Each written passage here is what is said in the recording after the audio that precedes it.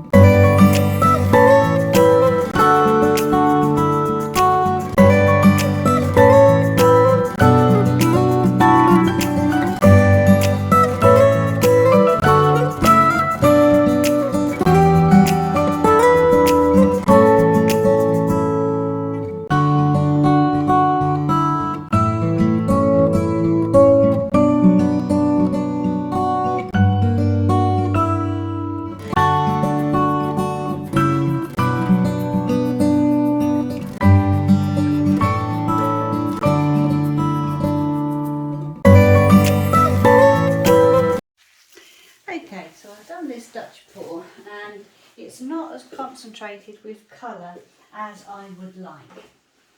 And so what I would like to do is a different technique actually. And I think I would like to do what I've done with other paintings, much smaller ones, and I'd like to add some drops of paint and then blow them with my straw into a different pattern completely. So that is what I think I would like to do, which will be slightly awkward because I want it to go over this way. So I am going to add a few little blobs of colours and I'm going to blow them out with my straw, and we'll see what we end up with. And if I don't like it, it doesn't matter because I can always do something else with it. But I think that is what I would like to do because I'm not very happy with the way it looks. I think it looks too pastel, really. So I thought that would be a good experiment while all the paint is wet.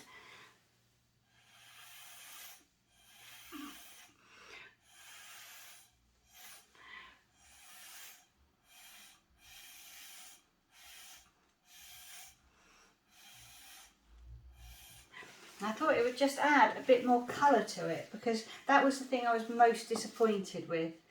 I just felt that it lacked colour. It just felt too pastel and I just wasn't very keen on it. So I am going to use the same colours, of course, that I've already used, but I'm literally just going to put them on in little puddles. And I'll do the same on both sides.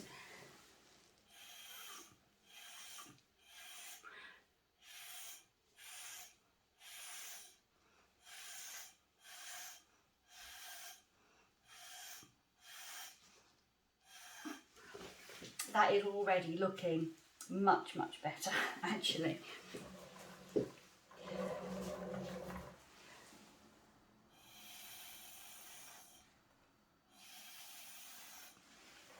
Yeah, I'm happier with that already.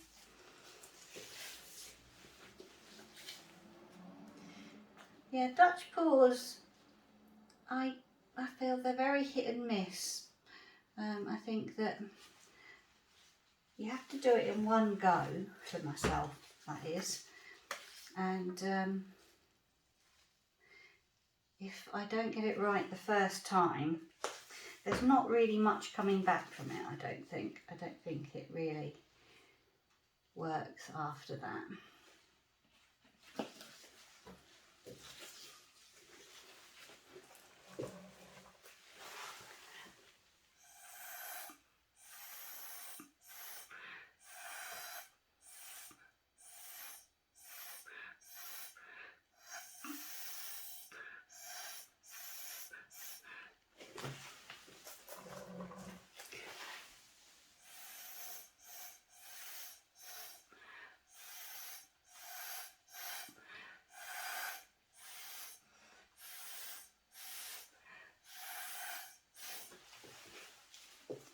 But yeah, I'm already feeling happier about that.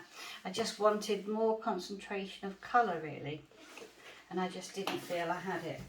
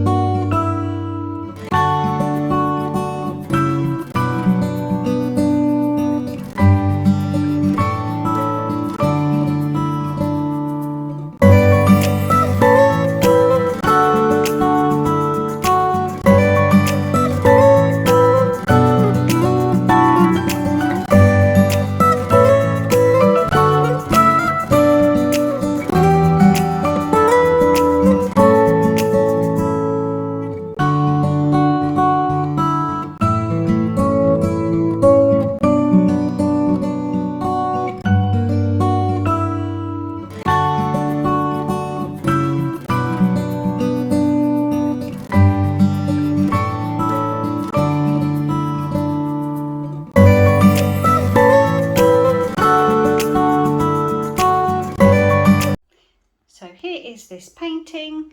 It is 50 centimetres by 40 centimetres, and it's had time to settle.